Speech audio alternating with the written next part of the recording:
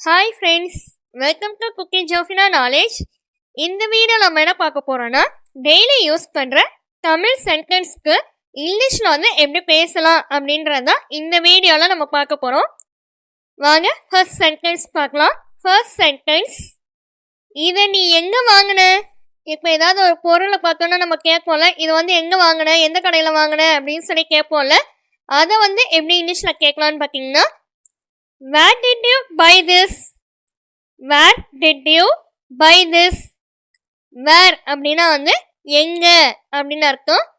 you அப்படின்னா நீ இல்லைன்னா நீங்க அப்படின்றது அர்த்தம். buy அப்படின்னா வாங்கிறது. this அப்படின்னா இது அப்படின்னு அர்த்தம். ஸோ இது எப்படி இங்கிலீஷில் சொல்லலாம்னா, where did you buy this? where did you buy this? Second one, முதல்ல சிரிக்கிறது நிறுத்து. இப்போ யாராவது வந்து நம்ம சீரியஸாக வந்து பேசிக்கும் போது சிரிச்சாங்கன்னா நம்ம சொல்லுவோம்ல டென்ஷனில், இது வந்து நீ முதல்ல சிரிக்கிறது நிறுத்து அப்படின்னு சொல்லுவோம்ல. அது எப்படி இங்கிலீஷில் சொல்லலாம்னா, stop லாஃபிங் first. Stop லாஃபிங் first. Stop அப்படின்னா வந்து நிறுத்து அப்படின்னு அர்த்தம். லாஃபிங் அப்படின்னா சிரிக்கிறது. ஃபர்ஸ்ட் அப்படின்னா முதல்ல. அதுதான் வந்து இங்கிலீஷில் எப்படி சொல்லணும்னா, ஸ்டாப் லாஃபிங் ஃபர்ஸ்ட்.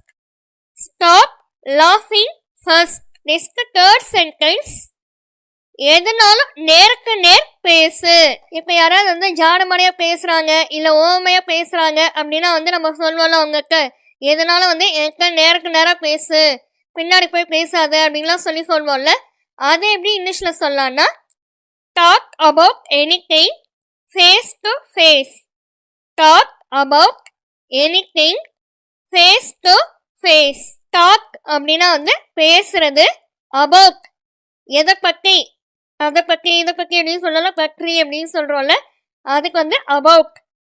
anything, anythingனா வந்து எதுனாலும் அப்படின்னு அர்த்தம். face to face நேருக்கு நேரா அப்படின்னு அர்த்தம். இதுதான் இங்கிலீஷில் எப்படி சொல்லலாம்னா, talk about anything face to face. talk about anything face to face. fourth sentence, இதை எங்க வைக்கிறது?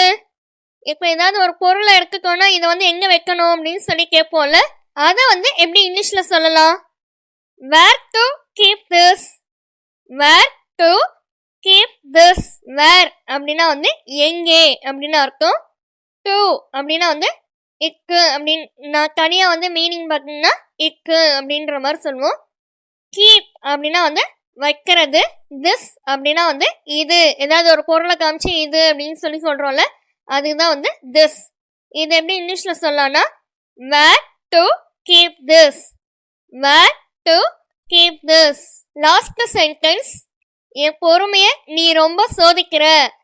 இப்போ நம்ம ஏதாவது வந்து ஏதாவது டென்ஷன் படுத்துற மாதிரி யாராவது வந்து பேசுகிறாங்க, நம்ம பொறுமையாக வந்து இருக்கிறத பார்த்து ரொம்ப வந்து டென்ஷன் படுத்துறாங்க அப்படின்னும் போது நம்ம சொல்லுவோம்ல, என் பொறுமை நீ ரொம்ப சோதிக்கிற அப்படின்னு சொல்லி சொல்லுவோம்ல. அதை வந்து எப்படி இங்கிலீஷில் சொல்லலாம்னா, you test my patience a lot. You test my patience a lot. You அப்படின்னா வந்து நீ அப்படின்னு அர்த்தம். டெஸ்ட் அப்படின்னா வந்து சோதிக்கிறது, டெஸ்ட் வைக்கிறது அப்படின்னு சொல்லி சொல்கிறோம்ல, அதை வந்து சோதிக்கிறது. மை அப்படின்னா என்ன அப்படின்னு அர்த்தம். பேஷன்ஸ் அப்படின்னா வந்து பொறுமையே, பொறுமை அப்படின்னு அர்த்தம். ஏ லாட் ரொம்ப அப்படின்னு சொல்கிறோம்ல, ரொம்ப அப்படின்னு சொல்கிறோம்ல, அதுக்கு வந்து ஏ லாட். இதுதான் இங்கிலீஷில் எப்படி சொல்லலாம்னா, you test my patience a lot. You test my patience a lot. Okay friends, இந்த வீடியோ பிடிச்சிருந்துச்சுன்னா லைக் பண்ணிக்கோங்க, உங்கள் ஃப்ரெண்ட்ஸ்க்கு ஷேர் பண்ணிக்கோங்க, சப்ஸ்கிரைப் பண்ணிக்கோங்க. தேங்க்யூ ஃபார் வாட்சிங். Have a nice day.